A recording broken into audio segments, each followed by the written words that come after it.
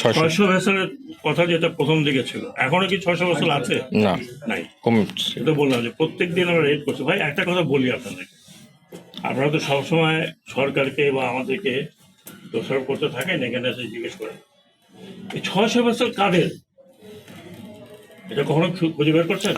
একটু লিস্টটা দেন না। 5টি প্রতিষ্ঠানের নামের কথা শোনা তো যাচ্ছে। নাম বলেন, নাম বলতে একটু লজ্জা করেন কেন? না, সেটা তো সরকারের কাজ, সরকার। সরকারের কাজ তো আপনারা কি জন্য? সরকার তো জানে স্যার এটা।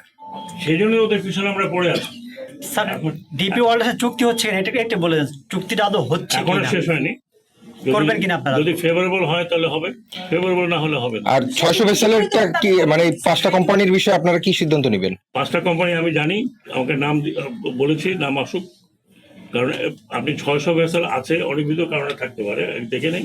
2-4টা নাম তো আমি জানি, এই মুহূর্তে বলতে চাচ্ছি না, কিন্তু তাদেরকে অলরেডি বলা হয়েছে, মালিকদেরকে টাকা হয়েছে যে তোমরা যদি এটাকে নিয়ে আরো বেশি ডিক্লেয়ার করো তাহলে will be compelled to name you.